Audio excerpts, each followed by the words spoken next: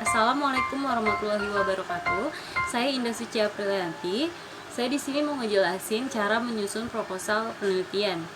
Yang pertama ada halaman judul. Halaman judul memuat judul, jenis laporan, lambang perguruan tinggi, nama, NIM, nama jurusan, nama program studi, nama perguruan tinggi, dan tahun pengajuan. Judul usulan penelitian memuat judul hendaknya dibuat singkat dan jelas, menggambarkan konsep dan topik dari penelitian, dan menggambarkan adanya keterkaitan antar variabel lokasi penelitian dan tahun penelitian. Yang kedua, ada halaman persetujuan. Halaman persetujuan memuat judul usulan penelitian, persetujuan dosen, pembimbing, beserta tanda tangan dan waktu persetujuan. Yang ketiga, ada daftar isi. Yang daftar isi merupakan daftar yang menunjukkan isi bagian-bagian dalam skripsi maupun sub-sub bagiannya beserta nomor halamannya.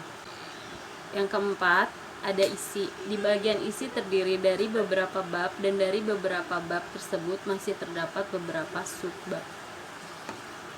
Yang bab pertama ada bab pendahuluan.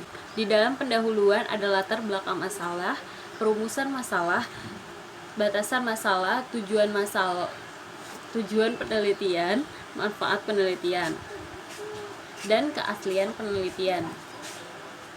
Latar belakang masalah memuat gambaran tema permasalahan di lokasi penelitian yang akan dibahas dan berkaitan dengan penelitian yang akan dijalankan, diuraikan dari masalah yang luas ke arah masalah yang khusus. Oleh karena itu, diperlukan data studi awal di lokasi tempat penelitian. Yang kedua, ada perumusan masalah. Perumusan masalah dirumuskan dalam bentuk kalimat tanya yang tegas dan jelas, serta menggambarkan arah hubungan antar dua variabel atau lebih. Misalnya, adakah, apakah, bagaimanakah, dan lainnya. Yang ketiga, ada batasan masalah.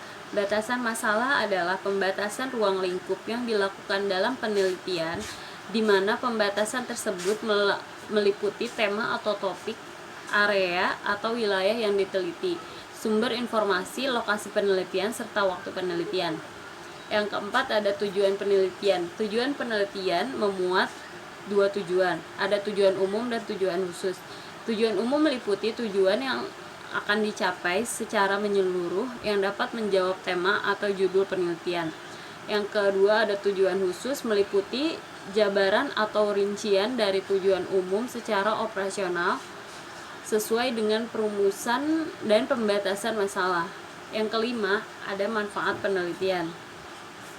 Manfaat penelitian meliputi manfaat bagi pengguna, pengembangan keilmuan, dan bagi peneliti. Yang keenam, ada keaslian penelitian. Keaslian penelitian mencerminkan kemampuan mahasiswa untuk menelusuri dan mengidentifikasi penelitian terdahulu yang relevan dengan topik penelitian yang dilakukannya. Bab 2, ada tinjauan pustaka. Tinjauan pustaka merupakan penelusuran kepustakaan untuk mengidentifikasi makalah dan buku yang bermanfaat dan ada hubungannya dengan penelitian yang dilakukan serta merujuk pada semua hasil penelitian terdahulu pada bidang tersebut. Di dalam tinjauan pustaka ada landasan teori, kerangka konsep penelitian, dan hipotesis.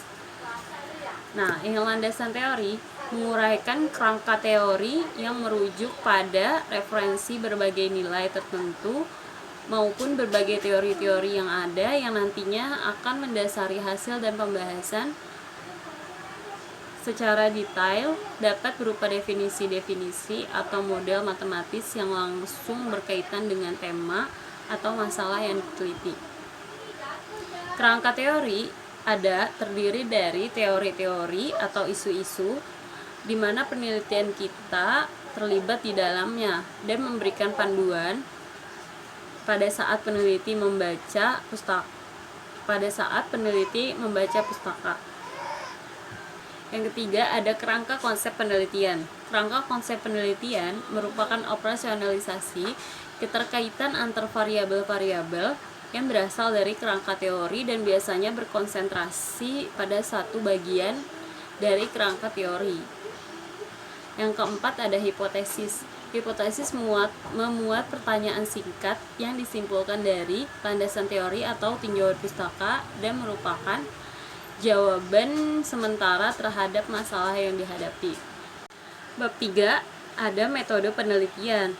Metode penelitian memuat jenis penelitian, populasi dan sampel penelitian, lokasi dan waktu penelitian, hubungan variabel dan definisi operasional, instrumen penelitian, pengumpulan dan pengolahan data, metode analisis data, dan keterbatasan. Yang pertama, jenis penelitian berisi langkah-langkah yang akan diambil untuk membuktikan kebenaran hipotesis. Yang kedua, populasi dan sampel berisi cara pengambilan sampel, besar sampel, cara pengumpulan sampel, teknik penarikan sampel. Populasi adalah keseluruhan subjek penelitian atau wilayah generalisasi yang terdiri dari subjek maupun objek yang mempunyai kuantitas dan karakteristik tertentu yang ditetapkan oleh peneliti untuk dipelajari dan ditarik kesimpulan. Sampel adalah sebagian dari jumlah dan karakteristik yang dimiliki oleh populasi.